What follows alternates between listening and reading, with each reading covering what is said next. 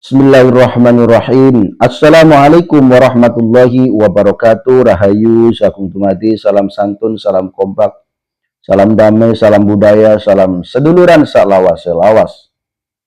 Sahabat Kanjeng Guru dimanapun berada, para subscriber Kanjeng Guru, dan juga para pecinta channel Kanjeng Guru dimanapun berada, baik yang ada di dalam negeri ataupun di luar negeri. Doa saya untuk kalian semuanya, mudah-mudahan kalian semuanya senantiasa diberi kesehatan oleh Allah Subhanahu wa Ta'ala, dilancarkan rezekinya, diberi umur panjang, umur yang berkah, umur yang bermanfaat. Amin ya Robbal Alamin. Bagi saudaraku yang sedang sakit, saya doakan mudah-mudahan segera sembuh, diangkat penyakitnya, sehingga bisa beraktivitas seperti biasa. Bagi saudaraku yang sedang menanti jodohnya, saya doakan mudah-mudahan segera mendapatkan jodohnya, segera menikah, membangun rumah tangga yang sakinah, mawaddah, warahmah. Amin ya Robbal Alamin. Pada video kali ini saya akan berbagi kembali, meneruskan atau melanjutkan doa memanggil ikan yang kemarin. Yang kemarin itu menggunakan tepukan, ya, sekarang tidak menggunakan tepukan. Seperti itu.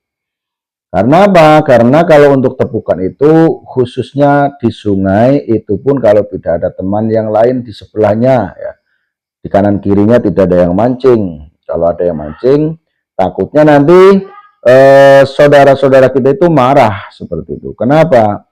Karena dia kan tidak berdoa, kemudian ketika kalian yang membaca doanya itu ditepuk-tepuk, akhirnya ikan-ikan itu jadi tidak ke tempat teman kita. Ya, maka dari itu tentu saja ya kita harus saling menghormati. Maka kalian harus menjauh dulu dari teman kalian yang ada di sungai. Ya, kemudian bacalah seperti yang dulu sudah saya sampaikan. Kemudian ditepuk-tepuk airnya sebanyak 41 kali. Namun untuk kali ini saya akan berbagi pengalaman yang sudah dilakukan oleh banyak orang, para nelayan khususnya, ya, itu membaca ayat ini di laut, ya, dan memanggil ikan dengan ayat ini, ternyata luar biasa, pendapatannya lebih daripada biasanya seperti itu. Itu yang pada menghubungi saya setelah mengamalkan amalan ini seperti itu. Maka bagi saudaraku yang penting yakin. Ya, jangan mengabaikan, jangan istilahnya menganggap sepele seperti itu. Ya, intinya justru yang harus dipupuk itu adalah keyakinannya dulu. Jadi orang ahli hikmah itu bermain keyakinan dan pikiran seperti itu.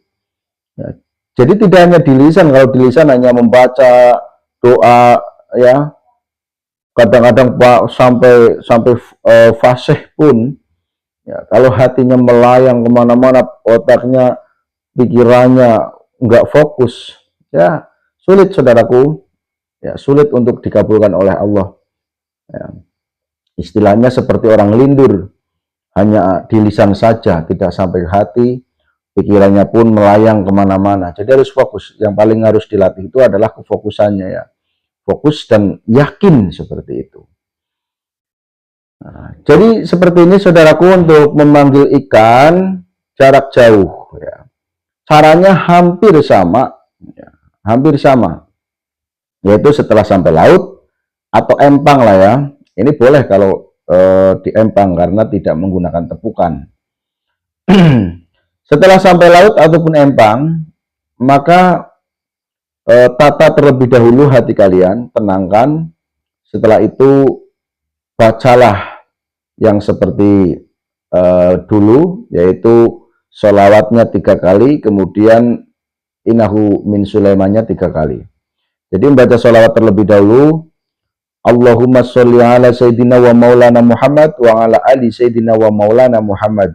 Allahumma sholli ala Sayyidina wa maulana Muhammad wa ala ali Sayyidina wa maulana Muhammad.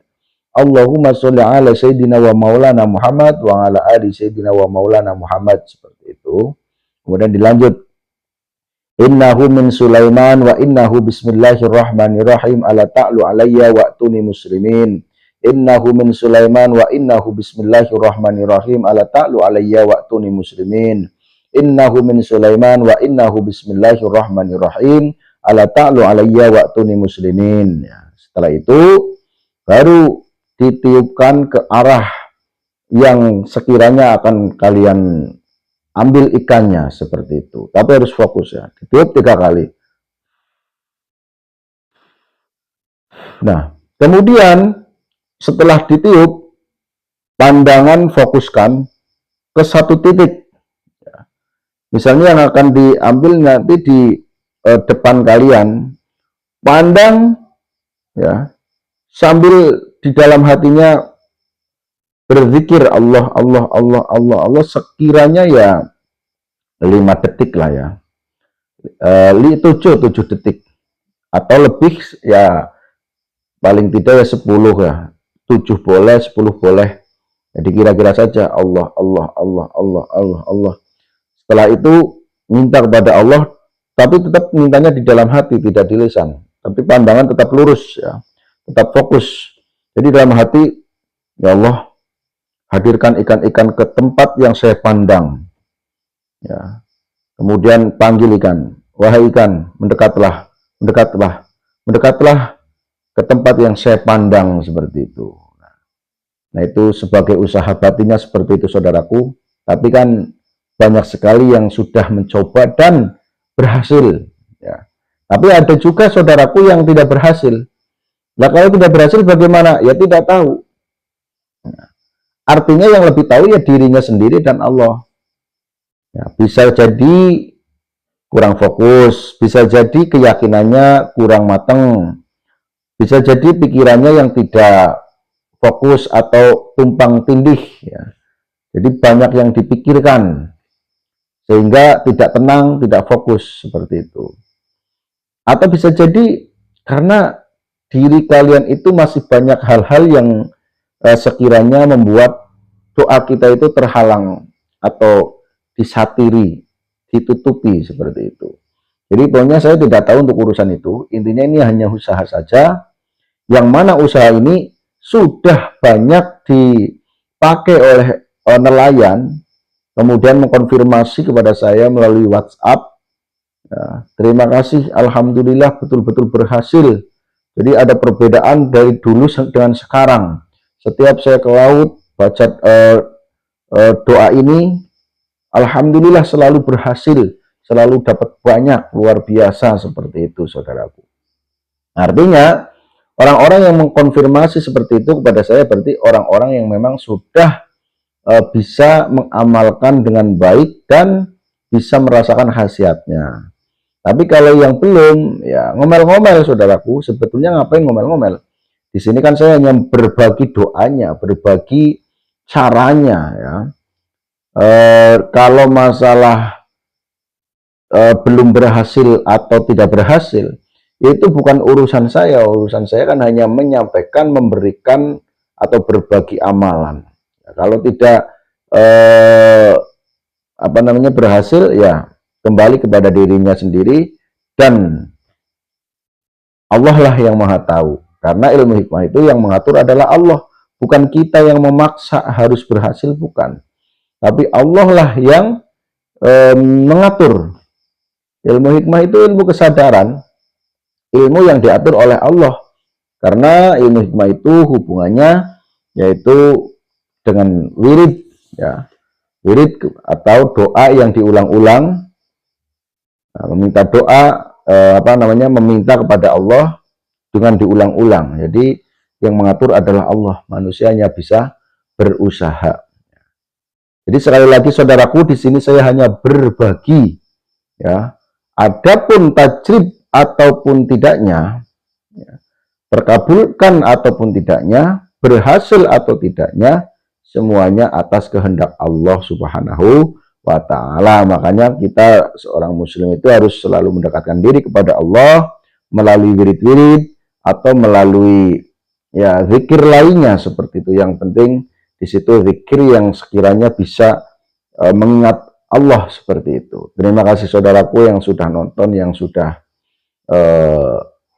membantu mengembangkan channel ini. Saya doakan mudah-mudahan kalian senantiasa diberi kebaikan dunia akhirat, dilancarkan rezekinya, diberi kesehatan, diberi obat ketika kalian sakit. Amin ya robbal alamin. Jangan lupa teruslah share video ini ke teman-teman kalian atau saudara-saudara kalian atau media sosial yang kalian punya. Dan juga jangan lupa bagi yang belum subscribe, subscribe-lah terlebih dahulu, kemudian like, dan silahkan komentar di kolom komentar seperti itu. Demikian untuk video kali ini, mohon maaf atas segala kesalahannya. Saya akhiri, wabillahi taufiq wal hidayah. Wassalamualaikum warahmatullahi wabarakatuh.